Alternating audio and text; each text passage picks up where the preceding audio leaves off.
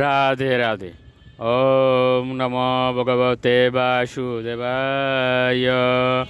ওম নমো ভগবতে বাসুদেবায়। ওম নমো ভগবতে বাসুদেবায়। শ্রীমদ্ ভাগবত চতুর্থ স্কন্দ পোষণম নবম অধ্যায়। ধ্রুব মহারাজের গৃহে প্রত্যাবর্তন। শ্লোক ৫৬।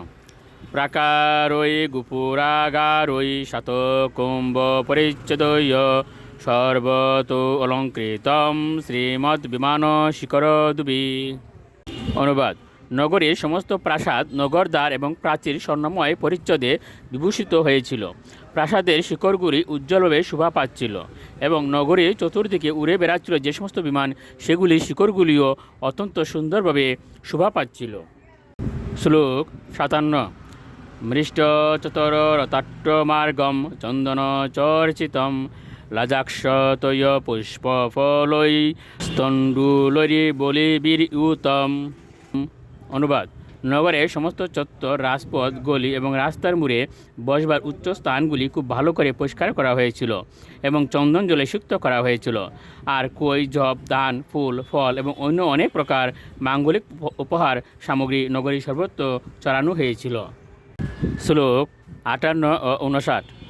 ধ্রুবায় পতি দৃষ্টায় তত্র তত্র পুরস্ত্রিয় সিদ্ধার্থ অক্ষত দধি অম্বু দুর্বা পুষ্প ফলানি চ উপজরু প্রঞ্জানা বাৎসল্যাদা শিশসতি শ্রীনম তদ বল্লুগু গীতানি প্রাবিশদ ভবনম পিতু।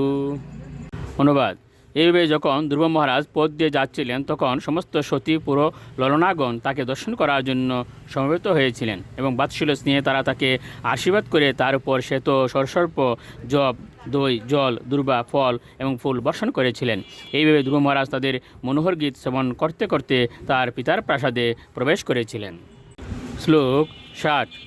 মহামণি ব্রতময়ে স তস্মিন ভবন উত্তমে লালিতু নিতরাম পিত্রা নবসদ্বি দেববৎ।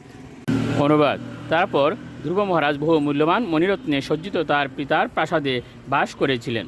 তার স্নেহশীল পিতা অত্যন্ত আদরের সঙ্গে তাকে লালন পালন করেছিলেন এবং তিনি সেই প্রাসাদে স্বর্গের দেবতাদের মতো সুখে বাস করতে লাগলেন।